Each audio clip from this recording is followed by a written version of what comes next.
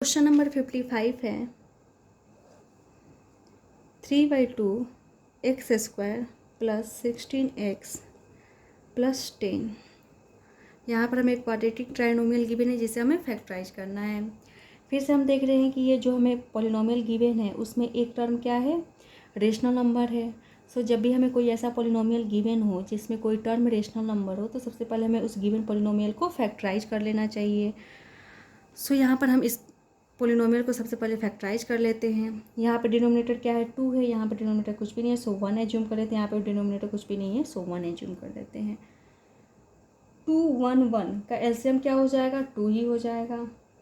2 के टेबल में 2 1 टाइम्स में 1 into 3x square that is 3x square plus 1 के टेबल में 2 कितने टाइम्स में, 2 टाइम्स में and 2 into 16x that is 32x plus 1 के टेबल में 2 कितने टाइम्स में, 2 टाइम्स में 2 इंटू 10 डेट इज 20। यहाँ पर हमने क्या किया, यहाँ पर देखा कि डिनोमिनेटर 2 है बट इन दोनों टर्म में डिनोमिनेटर कुछ भी नहीं है, सो हमने 1 1 एज्यूम कर लिया डिनोमिनेटर एंड 2 1 1 का एलसीएम 2 हो गया। 2 के टेबल में 2 कितने टाइम्स में, 1 टाइम्स में 1 into 3x square 3x square हो गया। 1 के टेबल में 2 कितने टाइम्स में, 2 टाइम्स में 2 इंटू 16x क्या हो जाएगा, 32x हो जाएगा। 1 के टेबल में 2 कितने टाइम्स में, 2 टाइम्स में 2 इंटू 10 डेट इज 20 हो गया। अब यहाँ पे 2 जो है इन तीनों ही टर्म से क्या है, डिवाइड में है।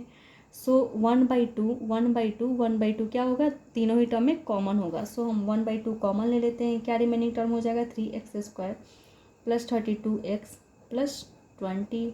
अब यहाँ पर हमें जो पोलिनोमियल ऑब्टेन हुआ है उसे हम मिडिल टर्म स्प्लिट मेथड के थ्रू फैक्टराइज कर लेते हैं। मिडिल टर्म स्प्लिट मेथड में क्या करते हैं, हम मिडिल टर्म वाले ही नंबर को 2 पार्ट्स में ब्रेक करते हैं। डेट इज -32 को प्लस 32 है ना, प्लस 32 को ही हमें 2 पार्ट्स में ब्रेक करने होंगे एंड इन दोनों पार्ट्स ऐसे होने चाहिए कि जब हम इन दोनों पार्ट्स को ऐड करें तो 32 आने चाहिए एंड जब हम इन दोनों पार्ट्स को मल्टीप्लाई करें तो क्या आ जाना चाहिए, x square coefficient and constant term का प्रोडक्ट आ जाना चाहिए। 3 इंटू 20 क्या हो गया, 60 हो गया। एंड ये दोनों पार्ट्स क्या होंगे, तो सबसे पहले हम क्या करते हैं, प्राइम फैक्टराइजेशन करते हैं, वहीं से ही हम अरेंज करते हैं।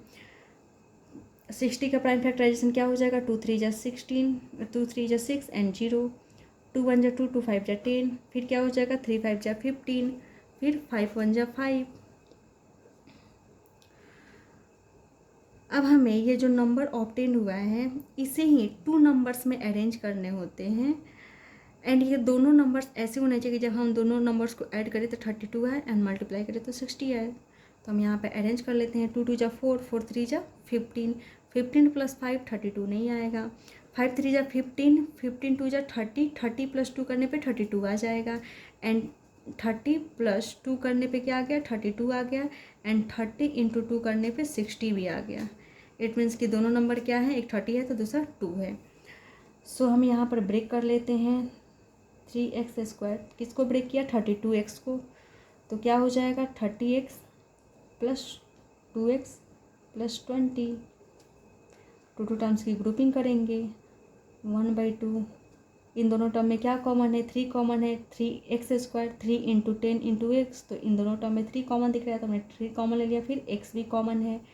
क्या रिमेनिंग टर्म हो जाएगा यहाँ पर x एंड यहाँ पर 10, 3 10 जा 20, 3 हमने कॉमन ले लिया एंड x भी कॉमन लिया, 10 रिमेनिंग हो जाएगा। इन दोनों टर्म में क्या कॉमन है, 2 कॉमन है। क्या रिमेनिंग हो जाएगा, x प्लस 10। ये दोनों कॉमन आ जा रहा है फिर से, तो हमने x प्लस 10 कॉमन लेने हैं। क्या रिमेनिंग हो जाएगा, 3x प्लस 2।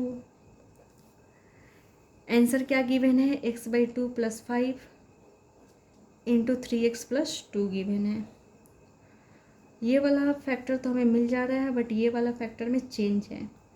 इसका मतलब 1/2 को जब हम इस फैक्टर से मल्टीप्लाई करेंगे तो हमें ये ऑब्टेन हो जाएगा, बिकॉज 1/2 इंटू एक्स क्या हो जाएगा, 1/2 इंटू एक्स, x/2 हो जाएगा। तो यहाँ पर x/2 है एंड 1/2 इंटू 10, 2 5 जा 10 प्लस 5, तो हमने 1/2 को जब x प्लस 10 से मल्टीप्लाई किया तो क्या आ जाना चाहिए, x प्लस 2 प्लस 5 आ जाना चाहिए एंड यहाँ पे ये रिमेनिंग फैक्टर को वैसे ही हमने छोड़ दिया है। आंसर मैच हो गया।